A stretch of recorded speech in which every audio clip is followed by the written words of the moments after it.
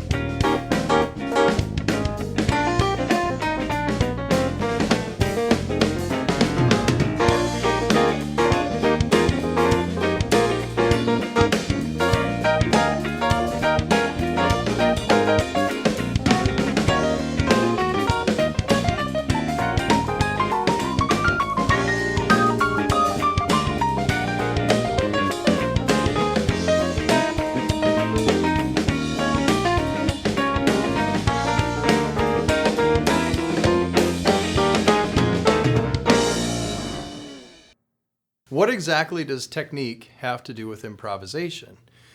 Here's the thing. Technique gives you fluency. When you are improvising, it is much like carrying on a conversation like you do when you speak a language to another person. It is just happening in a musical language. When you have a conversation, you are making up those words on the spot, but it's based on vocabulary that you've developed over the years. So technique gives you fluency. I would assume that the very fact that you're even watching this video means that you're interested in improving your technique. So how do you do that? Well, I'm going to give you some tools here and then what to do with those tools. Beyond having your instrument, I'm going to say you want to get some kind of rhythm track to play along with.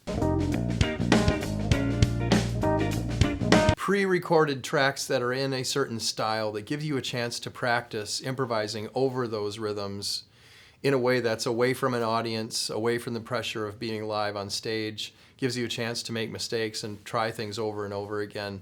Find yourself some rhythm tracks. Aim for a style that you are interested in and just go after it. Beyond that, you want some kind of reference for scales and arpeggios and licks. These can be in the form of books that you get in a music store, or again, many online resources for that. Next up, what to practice. I have 4 things: scales, arpeggios, licks, and other people's solos. Scales are the building blocks of melody. Those melodies are made up out of scales. You should learn your scales.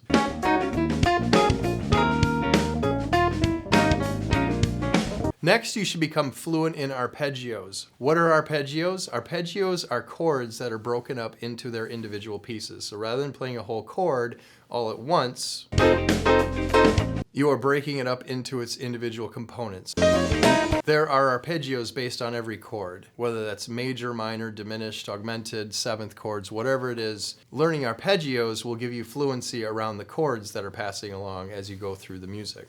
Licks. What are licks? Licks are little patterns that are established, usually in a certain genre, a certain style, over the history of that genre. So for example, in the blues style, from the history of the blues, you look at the great players, you're going to find little patterns that come up again and again in that style.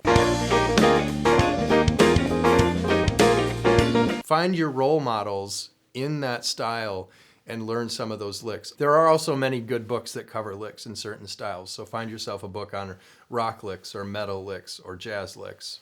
The other thing that I recommend is learning another player's solos. Learning somebody else's solos gives you a chance to internalize the process of how that solo went and how they approached it. And it gives you a chance to assimilate some of that into your own vocabulary. How much to practice? It really depends on the person. Some people just have an aptitude toward this and they just get things faster, and they maybe only need 15 minutes or 2 hours to learn something, where it might take another person hours or maybe days or weeks to learn the same thing. So you really have to determine that on your own. But what's the goal? Practice enough so that you can play it in your sleep.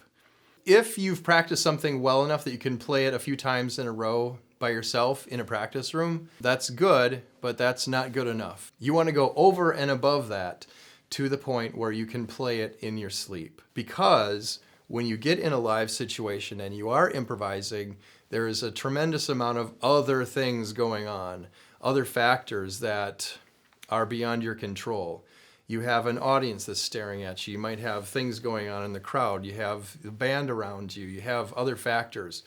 All of those factors will weigh heavily on you, and what used to be easy for you in a practice room has now become a lot more difficult because of all these other factors, and you'd be amazed how much that pressure of live improvisation can make easy things hard. So the more you can practice off stage, the better.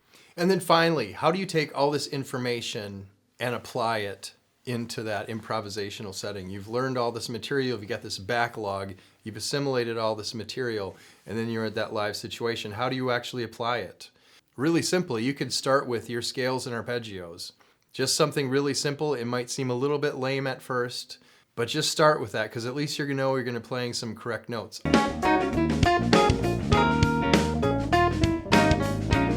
Also play them in time. Even if you just play one note, if you play it in time and with style, then you're on the right track.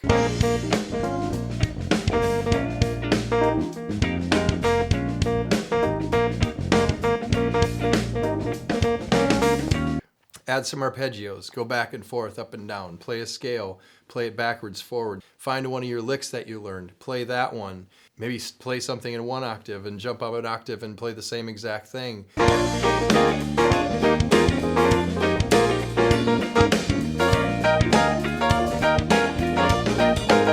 Mix it up, do different things with them, and then you'll be well on your way to creating a good solo. So build that technique, build that vocabulary, assimilate it into your subconscious, and then bring it out little by little, piece by piece in that live situation. You will be on your way. Good luck with all this. We'll see you next time.